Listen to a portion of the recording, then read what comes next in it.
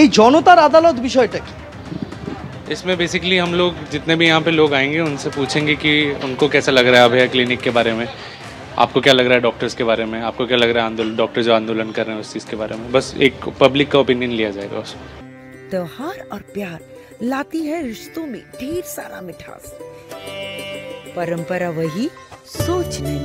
आदि मोहिनी मोहन कांजीलाल, ये ओपिनियन आप लोगों को किस हद तक आपका जो आंदोलन है उसको मतलब बूस्ट अप करेगा?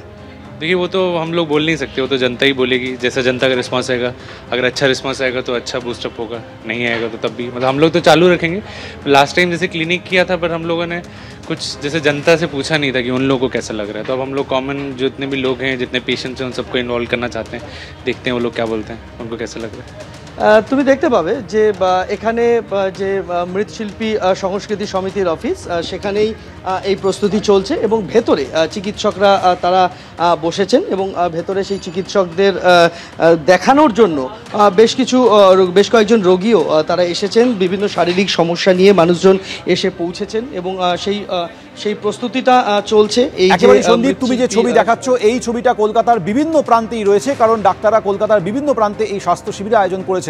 তুমি আমাদের সঙ্গে থাকো। সৌভিক মজুমদার রয়েছে ধর্মতলা থেকে। সৌভিক, একদিকে জনতার মতামত, রাজপথে আদালতের আয়োজন করেছেন চিকিৎসকরা, অন্যদিকে স্বাস্থ্য শিবিরের আয়োজন করেছেন।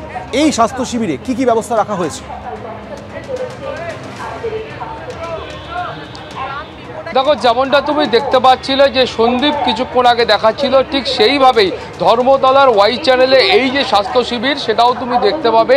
এই স্বাস্থ্য শিবিরে এসএসকেএমের যারা জুনিয়র চিকিৎসক রয়েছেন তারা কিন্তু পরিষেবা দান করছেন এবং তাদের বক্তব্য হলো যে ইতিমধ্যেই আউটডোরের যে পরিষেবা সেই পরিষেবা কিন্তু চালু আছে, কিন্তু তার পাশাপাশি তারা যেহেতু হাসপাতালে এখনও সম্পূর্ণভাবে নিরাপদ বোধ করছেন না, সেই কারণে তারা এইখানে ক্লিনিক খুলে তারা পরিষেবা দিচ্ছেন।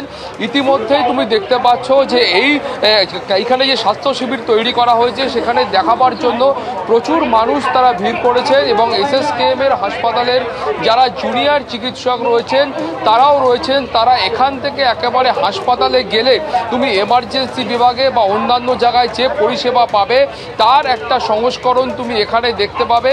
জুনিয়র চিকিৎসক বা ডাক্তারবাবুদের বক্তব্য হচ্ছে তারা যেহেতু হাসপাতালটাকে এখনও সেই অর্থে নিরাপদ বলে মনে করছেন না, সেই কারণে তারা কিন্তু এখানে পরিষেবাটা চালু করেছেন এবং সেই পরিষেবা তারা দিচ্ছেন। একটু আপনার সঙ্গে কথা বলবো যে আপনারা এখানে আজকে পরিষেবা দিচ্ছেন, আপনাদের মূল বার্তা কি? এখানে কেন পরিষেবা দিচ্ছেন, হাসপাতালে কেন পারছেন না?